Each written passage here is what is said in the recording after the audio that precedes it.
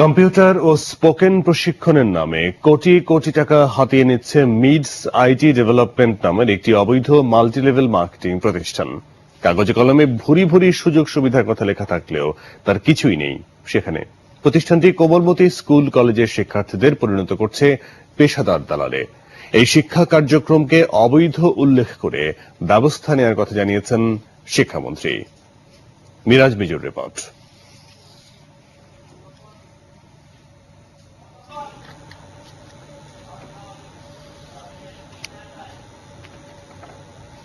দর্শক, আমরা রিপোর্টটি আমাদের হাতে আসা মাত্র আপনাদেরকে দেখানোর চেষ্টা করব। চলে যাচ্ছি পরের খবরে। যুদ্ধাপরাধীদের ঠাঁই এদেশের মাটিতে হবে না বলে ঘোষণা দিয়েছেন প্রধানমন্ত্রী শেখ হাসিনা। যুদ্ধাপরাধীর বিচার ত্বরান্বিত করার দাবিতে বিকেলে চট্টগ্রামের পোলো গ্রাউন্ড মাঠে 14 দলের মহাসমাবেশে প্রধানমন্ত্রী শেখ হাসিনা কথা বলেন। তিনি বলেছেন, বিরোধী দলীয় নেতা খালেদা জিয়া যুদ্ধাপরাধীদের বাঁচাতে যে উদ্যোগ নিয়েছেন তা কখনো সফল হবে না। বন্দরনগরী প্রসঙ্গে শেখ হাসিনা বলেন, চট্টগ্রামকে বাণিজ্যিক রাজধানী হিসেবে গড়ে তুলতে কাজ করে যাচ্ছি।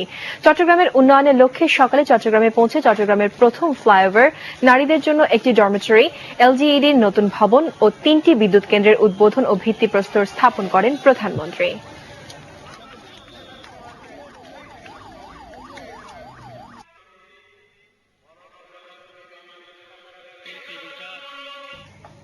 দর্শক, মিরাজ মিজুর রিপোর্টটি আমরা হাতে পেয়েছি, আপনাদেরকে দেখানোর চেষ্টা করছি। আপনাদেরকে সুবিধার জন্য আবারও বলছি, কম্পিউটার এবং স্পোকেন প্রশিক্ষণের নামে কোটি কোটি টাকা হাতিয়ে নিচ্ছে মিডস আইটি ডেভেলপমেন্ট নামের একটি অবৈধ মাল্টিলেভেল মার্কেটিং প্রতিষ্ঠান। দেখুন রিপোর্টটি। এভাবেই ঘন্টার পর ঘন্টা চলে মগজ ধোলাই। একজন শিক্ষার্থী জোগাড় করতে পারলেই মেলে 500 টাকা। এইভাবে যখন আপনার এই বিনা ফ্রেন্ডের কিন্তু কি তারা কি একটা হাত কিন্তু খুলবে, অবশ্যই কিন্তু হাত খুলবে। বস এবার দেখুন, আপনি যদি এখান থেকে প্রপারতি শিক্ষাটা পেয়ে থাকেন কি বস, আর এজন্যই এখানে দালালি করতে আসে বেশিরভাগ শিক্ষার্থী। আমার মাধ্যমে এখানে 19 জনের মতো প্রোভাইড হয়েছে। 19 জনের মতো? হ্যাঁ। তাতে কত পেয়েছে? আমি তো এখানে ডিরেক্ট রেফারেন্সে আমার 5 জন ভর্তি হয়েছে। ডিরেক্ট রেফারেন্স 500 করে 5 জন অ্যাডমিশন হয়েছে এবং আমার 2টা স্টেপ কমপ্লিট হয়েছে। এমএলএম বা মাল্টিলেভেল মার্কেটিং এর ধারণা বাংলাদেশের জনপ্রিয়তা পায় কোটি কোটি টাকা হাতিয়ে পালিয়ে যাওয়া বেশ কয়েকটি প্রতিষ্ঠানের চাঞ্চল্যকর খবরে। মূলত পণ্য মার্কেটিং এর নামে এক প্রকার প্রতারণের ফাঁদ পেতে চলে জমজমাট ব্যবসা। তবে এবার পদ্ধতিতে পণ্য বানানো হয়েছে শিক্ষা। মাসের পর মাস পেরোলেও কিছুই শিখছে না এখানকার শিক্ষার্থীরা। আপনি আমাদেরকে দেখাতে পারবেন কম্পিউটার সামনে বসে দিয়ে? আসুন কম্পিউটার সামনে একটু বসে আমরা আপনি কি কি শিখেছেন একটু দেখি। আসেন, আপনি কথা বলেন। আসেন আমরা একটু কম্পিউটার সামনে গিয়ে বসে আপনি কি কি শিখেছেন আমরা একটু দেখি। আসেন। সারা দেশে মিডসের মোট শাখা 120টি, আর ঢাকায় সাভার সহ 60টি। ঘুপচি দোকানপাটের ভেতরেও চলছে অবৈধ এই শিক্ষা কার্যক্রম। শাখা প্রতিষ্ঠানের কর্মকর্তারাও জানেন না কি কি সুযোগ সুবিধা দেওয়ার কথা বলা হয়েছে প্রচারপত্রে। না 2 ইয়ার্স, তার 2 ইয়ার্স পর তাকে রেনু করতে হয়। রেনু করতে হয়। রেনু করতে এটা হচ্ছে এ বিষয়ে কোনো বৈধ কাগজপত্র দেখাতে পারেনি প্রতিষ্ঠানটি। পরে দেখানো হয় জয়েন্ট স্টক কোম্পানি ও সিটি কর্পোরেশন থেকে নেয়া একটি নিবন্ধন পত্র। তবে শিক্ষা কার্যক্রম চালানোর জন্য তারা দেখাতে পারেনি শিক্ষা মন্ত্রণালয়ের কোনো বৈধ কাগজ।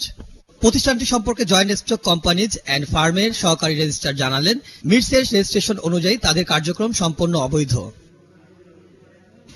এটা কোনো প্রকার ছাত্র ভর্তি বা ছাত্রদের কাছে টাকা বা এলএমএম কোনো ব্যবসা করার অধিকার নেই।